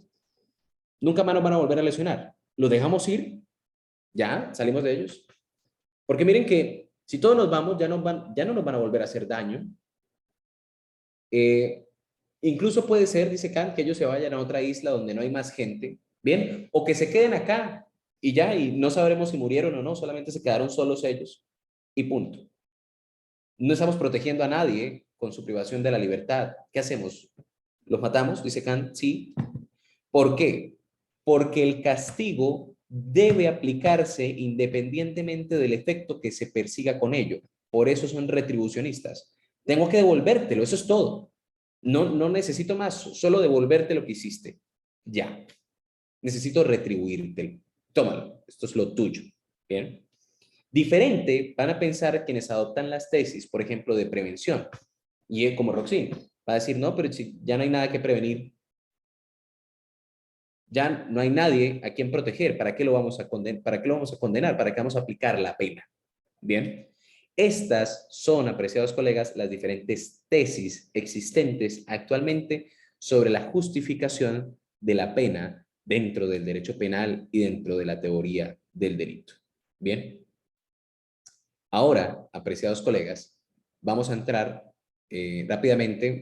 Yo no sé cómo, una pregunta que quiero hacerles acá, ya que Germán prendió la cámara. ¿Esta es la primera clase que tienen del módulo de la maestría o ya venían teniendo otras clases? Quiero saber cómo vienen trabajando. Bueno, personal es la primera. Ok. Hoy se inició la maestría, es el primer módulo, doctor. Ok, excelente, bien. Entonces, pues bueno, es una grata sorpresa. Yo creo que había que conocernos más. Yo pensé que ya llevan. Deje que se rompa el hielo y va a ver que Sí, vamos a participar de lleno, no nos va a soportar. No, por mí está muy bien. Por mí está muy bien. No, créanme que yo tengo la flexibilidad de poder trabajar bajo cualquier modalidad. En la medida, les repito, yo sé que muchas de estas cosas serán muy nuevas para ustedes en algunos casos. México tiene una tradición jurídica muy interesante, es que tiene un muy gran apego a la literalidad de su ley y eso es muy interesante de ver desde el fenómeno de la teoría del delito y para nosotros la comunicación mutua ha sido muy importante para saber cómo se ve en un país y qué puede mejorar del otro y cómo podemos solucionar con eso algunos casos. Esto pues es, digamos, la parte teórica. Posteriormente vamos a entrar ya a cómo se solucionan algunos casos en concreto, qué elementos se requieren, etcétera, ¿bien? Entonces, me permito continuar, pero los principios son importantísimos. Si no, no vamos a entender el resto de las creaciones que se han tenido a nivel del derecho penal. Entonces, continúo. El siguiente, lo que vamos a ver son los límites al ius puniendi en cuanto al delito o en lo relativo a la prohibición. Y es, ¿cuáles son los principios que les dicen a ustedes que ciertas cosas pueden prohibirse y otras no con el derecho penal? Bien, el primer principio fundamental en toda la estructuración de la teoría del delito es el llamado principio del acto o del derecho penal del acto.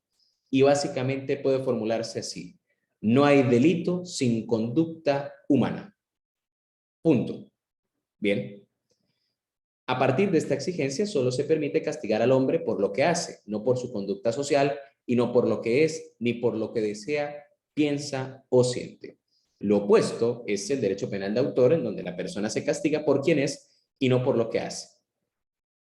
Y estas son algunas de las consecuencias. Solo pueden ser penalizados hechos exteriorizados y no simples pensamientos. A través del latinazgo muy famoso de cogitationis ponem nemo partitur o nemo patitur, no interesa al derecho penal el modo de ser de la persona, sus hábitos, temperamento, pensamiento, ideología, sino la conducta social, y solo pueden ser penalizados comportamientos idóneos para causar algún tipo de daño. Bien, yo quisiera, por ejemplo, con ustedes preguntarles lo siguiente. Permítanme un momento frente a este principio. Imaginen el siguiente caso. Bien, quiero llevarlos a aterrizar lo siguiente.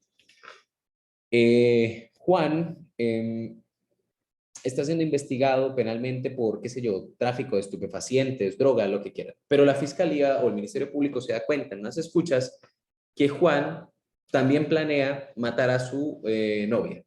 Bien. Juan lo interceptan y logran un allanamiento en la casa de Juan. Logran meterse a la casa de Juan y hacer un registro. Bien. Y dentro del registro hay un tablero muy grande con los horarios de la novia, ¿bien? De dónde va, hacia dónde va, cuándo sale su trabajo, y tiene un calendario, la fecha marcada, 1 de febrero, mañana, y llegaron hoy, ¿bien? Y tiene un plan ya armado, y dice, voy a utilizar un cuchillo en mi cocina para poder darle muerte y privarla de la vida, como dice su código, ¿bien? La pregunta que quiero hacerles es, ¿Juan puede ser sancionado penalmente por esto? En su legislación, ¿cómo funciona? Quiero escucharlos.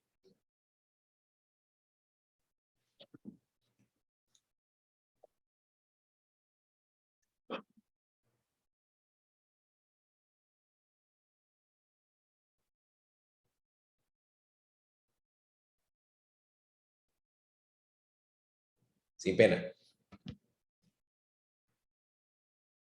Primera pregunta, ¿Juan es peligroso?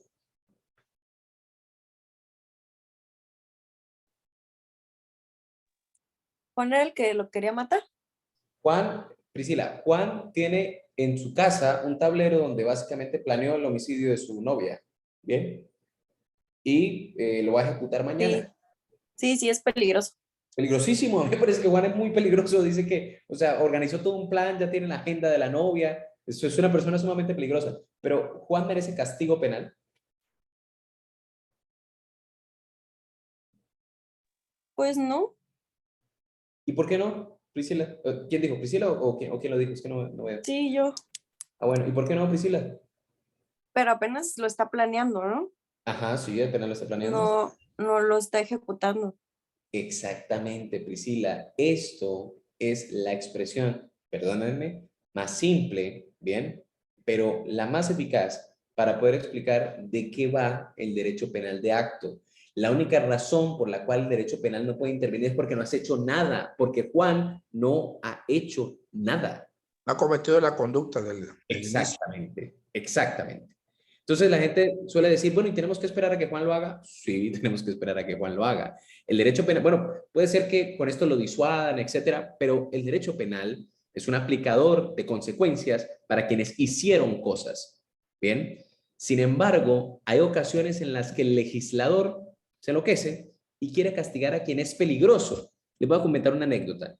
En materia penal, anteriormente, en Colombia, se castigaba quien portara ganzúas o artefactos con los que se pudiera abrir una puerta. Con 6 meses de prisión, ¿no? Muy poco, pero solamente con llevar un artefacto. Bien. Se entiende que quien lleva un artefacto, una ganzúa, algo un poco extraño, pues se entiende que puede ser un poco peligroso para ingresar arbitrariamente a la vivienda de alguien. ¿Sí se entiende eso? ¿Cierto? Puede ser peligroso. Yo incluso estoy de acuerdo. Bien. Pero la pregunta es, ¿y qué había hecho ese tipo verdaderamente que llevara alguna consecuencia para alguien? ¿Sí se dan cuenta? O sea, ¿qué ha ejecutado ese tipo? Bien, ¿qué acción ha ejecutado? Lo estás castigando por su peligrosidad, no por otra cosa. Bien, y eso ha sido uno de los reproches que más se ha visto en el derecho penal. Una pregunta que quiero hacerles antes de continuar. ¿Cómo funciona la tentativa en ustedes? ¿La tentativa tiene que ser idónea o cualquier tipo de tentativa? Les voy a proponer un caso para que la diferencie. Bien, imagínense que voy a proponer un ejemplo estúpido. Yo siempre propongo un ejemplo estúpido y luego propongo la versión compleja de ese ejemplo con la que la respuesta cambia. Bien, y es, imagínense que yo tomo a algún estudiante de mi curso, me cae muy mal y lo quiero matar y, qué sé yo, le tiro un marcador, bien, con el ánimo de matarlo. Bien, yo lo quiero matar, pero le tiro el marcador y se lo tiro suave en realidad. Toma, muere. Bien. Ustedes dirán, bueno, eres un estúpido. Pues, supongan que lo soy. Bien, listo. ¿Me pueden castigar por eso en México? Tenía el ánimo, ¿no? Tenía el ánimo de matarlo. No, no pongan en duda que tenía el ánimo.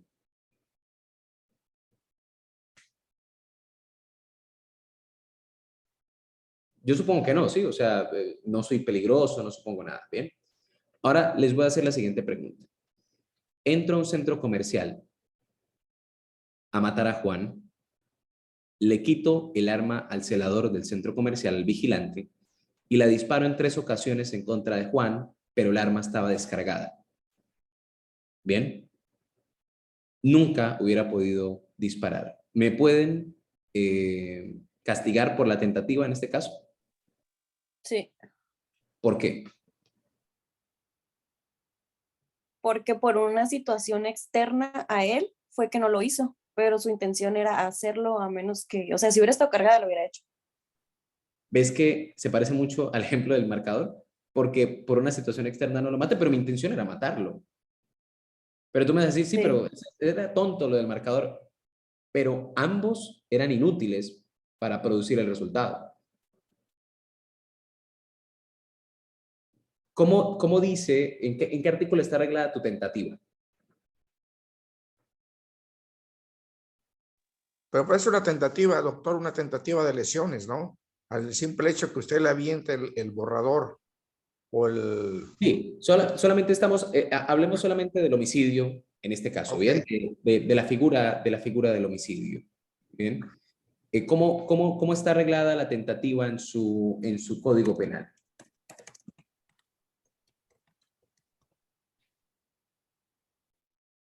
¿Hay algún artículo?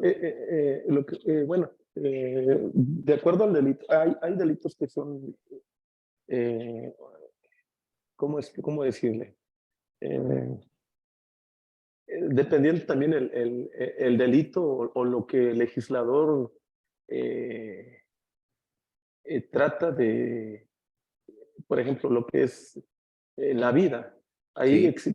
hay delitos que en relación al que prive de la vida puede haber tentativa acabada, tentativa Sí, inacabada. sí, esas son las clásicas. Hay un artículo que es el artículo 12, creo, de su Código Penal Federal, ¿cierto? Que dice, me corrigen si estoy en la legislación correcta, que dice, existe tentativa punible cuando la resolución de cometer un delito se exterioriza realizando en parte o totalmente los actos ejecutivos que deberían producir el resultado, u omitiendo los que deberían evitarlo, si aquel no se consuma por causas ajenas a la voluntad de la gente. ¿Estoy en lo correcto? Sí. Perfecto. Entonces, este deberían producir el resultado es la cláusula de idoneidad que tiene el derecho penal para la tentativa. Un gran sector de la doctrina, casi apabullante sector de la doctrina, ha concluido que para que se configure tentativa, la acción debe ser idónea. ex ante. Bien. Por lo tanto, quien intenta disparar con un arma que estaba descargada nunca cometió tentativa. Es peligroso, peligrosísimo. Es un tipo supremamente peligroso. Bien. Pero esa acción, disparar un arma descargada, no debe producir el resultado muerte. Bien. ¿Por qué? Porque está descargada. Era casi como accionar, es igual para el derecho penal que accionar un arma de mentiras. Lo que pasa es que usualmente y socialmente solemos llenar ese vacío con el, ¿y si hubiera estado cargada? ¿Qué ocurre? Bien, pero sí, pero los juicios hipotéticos no son dables en el derecho penal. Bien, ahora, entonces, ¿a qué hace referencia el legislador cuando dice, pero por causas ajenas a su voluntad? Es una cosa, y ahorita la vamos a distinguir más adelante. O sea, todavía estamos en principios. Ahorita llegamos a estructuración de la tentativa, ¿bien? Pero tienes que distinguir muy bien entre la ejecución de la conducta idónea ex ante y el nexo causal que ocurrió posteriormente. Puede ser que yo haya, por ejemplo, disparado el arma de fuego, sale el proyectil, un acto idóneo para producir un resultado, ¿bien? Pero en últimas, el tipo se corrió. En últimas, yo tengo mala puntería. En últimas, alguien me empujó e hizo que yo disparara hacia otro lado, ¿bien? Pero la acción que yo cometí era idónea ex ante para poder producir el resultado muerte, ¿bien? Y eso es lo que esa cláusula del debería encaja a nivel de las instituciones propias de la teoría del delito. Dale, Priscila. Maestro, una pregunta. Por ejemplo, si lo hubiera querido, bueno, lo hubiera querido matar, le estaba apuntando a la cabeza y ¿Sí? presioné el arma, pero el arma no estaba cargada. ¿Sí? Ahí tampoco hay una tentativa de... Depende mucho de la configuración. Yo voy a revisar, cuando lleguemos a tentativa, Priscila, voy a revisar la configuración jurisprudencial de México. Bien, generalmente a nivel doctrinario se acepta que no la hay. Será autor de otros delitos. Bien, por ejemplo, eso puede constituir amenazas, eso puede constituir otros tipos penales. Bien, o sea, de eso yo no tengo duda que puede ser punible en otros aspectos del derecho penal. Bien, sin embargo, la acción es inidónea, no puede producir el resultado. Para el derecho penal hay unos profesores que lo explican de manera muy interesante, es como tirar algodón. Bien, muere con algodón, solamente que cambia la peligrosidad del sujeto. Y para eso es importantísimo distinguir este principio, es derecho penal de acto, que tu acción sea idónea para poder producirlo. Tener un arma descargada no es idóneo para matar. No lo es. Y si si hubiera tenido un cuchillo y le empieza a pegar, bueno, a enterrar en repetidas ocasiones. No, ya, eso cambia completamente. Sí, eso cambia completamente la estructura, claro. Si no se consuma el resultado será un milagro y por lo tanto será una tentativa completamente acabada. Bien, o sea, yo no tengo ningún reparo frente a eso. Bien. Okay. En derecho penal es muy gracioso porque cuando hacemos foros se empiezan a cambiar los casos, ¿no? Entonces había un profesor que decía, pero no me revivas el gato. Si el caso te lo planteo con el gato muerto, ¿por qué me revives el gato para poder planteármelo? A mí sí me gusta que me revivan el gato porque eso hace que hayan varias hipótesis que hacer. Pero por ahora ya vamos a ver cuando lleguemos a tentativa cuáles son las etapas de la tentativa. Hay una fase ideativa, una fase preparativa, una fase consumativa, una fase, digamos, una fase ejecutiva y una fase consumativa. Bien, el problema de la idoneidad recae sobre la fase ejecutiva. El acto que se ejecuta debe ser idóneo ex ante, visto desde un espectador cualquiera, para producir el resultado. La pregunta que tienes que hacerte es, ¿esa conducta que el tipo hizo era idónea para producir el resultado? ¿Podía producir el resultado? ¿Disparar a alguien con un arma descargada completamente puede producir el resultado muerte? La respuesta en estricto sentido sería que no. Bien. Sin embargo, pues digamos que sobre esto se ha discutido. Hay un autor, yo no me acuerdo si es Strunze, hay un alemán, discúlpeme, un alemán de estos nórdico, que ha planteado de manera muy interesante el castigo de la tentativa, ojo. Bueno, independientemente de los delitos de porte de armas, ¿no? Que puedan tener en cada legislación, si tenía o no permiso para portar el arma y si esto es o no un delito, dependiendo de cada estado. Pero hay algunos penalistas que han considerado, y se llama así, el castigo de la tentativa peligrosa. Bien, entonces hay tentativas que son tan peligrosas como esta que les comento, que sí dan lugar a decir, no, tiene que castigarla, el Estado debe castigar eso. Pero no es un acuerdo doctrinal. Bien, de hecho, la mayor posición se sienta que no debe ser castigada. De hecho, no toda tentativa se castiga, por eso su ordenamiento jurídico dice así, existe tentativa punible cuando, y empieza a describirlo. ¿Por qué hay tentativas no punibles? Hay tentativas como, por ejemplo, la tentativa inidónea, que no resulta punible. Bien, no resulta la necesidad de castigar a partir de ello. Bien, esa sería la principal diferencia. ¿Voy bien? ¿Se sienten cómodos con esto? Me interesa mucho que discutamos y que, digamos, sientan que van como siguiendo el hilo, decimos nosotros por acá en estos sectores de más abajo. Sí, todo bien. Perfecto, entonces voy a continuar. Si quieren ya para terminar, vemos un principio más y seguimos el jueves que viene. ¿Les parece? Son las 9:45, qué sé yo, 5 minutos más y continuamos. Bien, para que sientan un poco más descansado el tema. Si me lo permiten, ¿no? Ashley está por ahí, no sé si la Sí, regla... sí, claro que sí, maestro, no se preocupe. Ok, perfecto, está bien. Entonces, continúo. No quiero meterme en problemas con Camilo. Entonces, continuemos. Viene el principio de la exclusiva protección de bienes jurídicos. Voy a hacerles una preguntilla. Una pregunta orientadora. Recuerden, hago preguntas tontas, pero terminan siendo a la postre preguntas que se planteó el derecho penal en algún momento. Bien. Les voy a hacer la siguiente pregunta. ¿El legislador puede decir hoy en México, el que vista de verde con blanco, como está vestido Germán ahora, incurrirá en prisión de 2 años?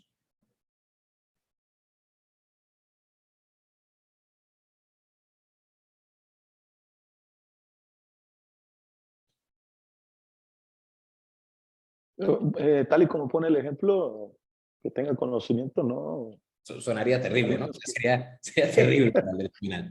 Bien, pero la pregunta venenosa es ¿por qué?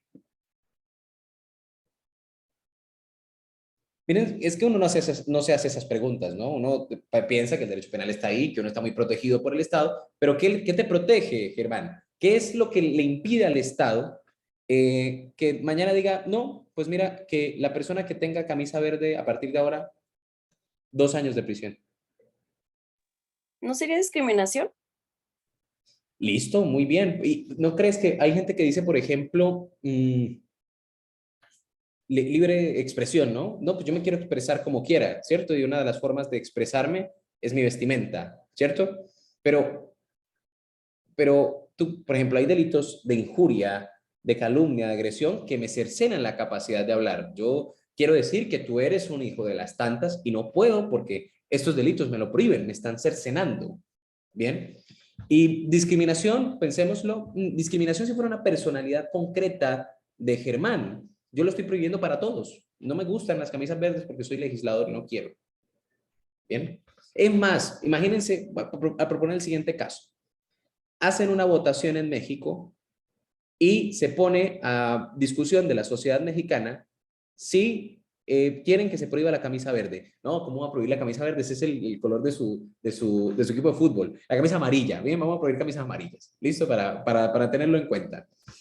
Y dicen, todos salen a votar, la votación más popular de México, y les dicen, sí, queremos que se prohíban las camisas amarillas en México con pena de prisión.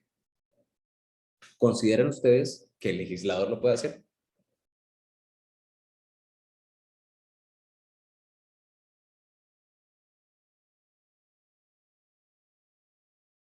Bueno, aquí en México no sería así Perfecto. como tal. Yo espero y ruego porque no sea así, pero ¿por qué? Bueno, nuestra Constitución, nuestra Carta Magna, en lo que es el artículo primero, pues, ahí manifiesta sobre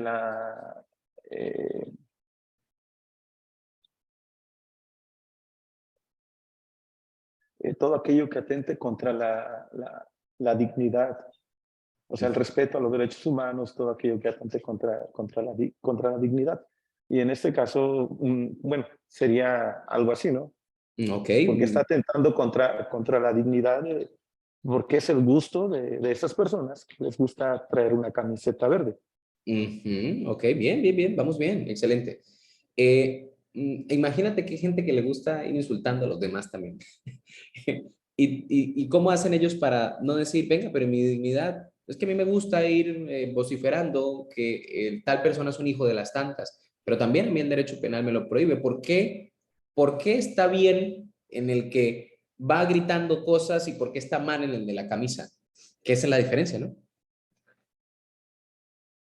Miren, en su país hay un problema de seguridad actualmente. Creo que toda Latinoamérica tiene un problema grave de seguridad. Bien, yo hice un ejercicio. Colombia está siendo muy afectada por un problema de seguridad muy grande. Y lamentablemente, yo tengo que decirlo, lamentablemente, hay una voz popular que dice que el problema proviene de las personas migrantes desde Venezuela. Bien, entonces la criminalidad ha aumentado, etcétera, etcétera, producto de las personas que somos frontera, ¿no? Yo vivo en una ciudad que está exactamente en toda la frontera. Cúcuta es la frontera más activa de toda Latinoamérica. No hay una frontera más activa que la nuestra. Bien, el paso humanitario es gigante de Venezuela a Colombia y viceversa. Bueno, lo era cuando la frontera estaba abierta. Ahorita se cerró, se reabrió nuevamente, pero bueno, ahí hay unos problemas. Pero han pasado personas migrantes y hay una gran cantidad de delitos, es cierto, que han sido cometidos y sorprendidos por personas venezolanas. Y en una clase pregunté esto, yo dije, ¿qué pasaría si mañana votamos todos y decimos, pues yo le dicto, no le doy clase a personas venezolanas, no muchas en realidad, pero en una universidad privada pregunté esto, y es, ¿qué pasaría si mañana el legislador dice, el que siendo venezolano transite dentro del territorio nacional incurrirá en prisión de 6 años? ¿Qué hice con mi ejemplo? Prohibí ser venezolano dentro de Colombia. Una gran cantidad de personas dijo, pues yo estaría de acuerdo, porque en realidad han sido el objeto o al menos la causa de una gran inseguridad. Y el ejercicio de clase fue muy interesante porque les dije, bueno, sustituyan la palabra venezolano por la palabra judía y ya son nazis. Bien, ya lo son. Están prohibiendo una nacionalidad en su estado. ¿Por qué el derecho penal no puede llegar a este punto, doctores? Y la respuesta es porque el derecho penal no puede castigar un comportamiento que no dañe algo, que no lesione un bien jurídico. Esa es la importancia fundamental del llamado principio de lesividad, ¿bien? O de exclusiva protección. Exacto, no es una conducta punible. ¿La señora? Sí, porque no es una conducta punible. Exactamente, pero imagínate que el legislador la quiere convertir. Recuerda, estos principios son un límite al legislador. Hey, legislador, un momento, no te pases de ahí. Bien, en este caso, la formulación del principio de exclusiva protección de bienes jurídicos es la función exclusiva del derecho penal es proteger bienes jurídicos. La respuesta, Germán, en este caso era, no me puede prohibir vestir de amarillo porque yo no estoy dañando ningún bien jurídico con vestir de amarillo. No le estoy dañando el patrimonio jurídico a nadie. Bien, no me puede prohibir vestir de verde porque no daño nada con vestir de verde. Bien, la respuesta de por qué no se podría prohibir en Colombia ser venezolano es porque nadie daña nada siendo venezolano. Bien, y esto es sumamente importante como límite al poder que tiene el Estado. Bien, porque si no, te puede prohibir cualquier cosa, lo que se le antoje completamente. Bien, y eso es un límite que no se puede franquear. ¿Listo? ¿Les parece, colegas, si seguimos desarrollando estos principios en la siguiente jornada y seguimos con la discusión? Parece perfecto. Perfecto, entonces nos vemos el jueves. Un abrazo gigante. Igualmente, un abrazo fuerte. Vale, vale. Chao. Gracias, maestro. Chao, chao. A ustedes. Chao. Saludos, doctor. Gracias. Saludos. Gracias. Con gusto.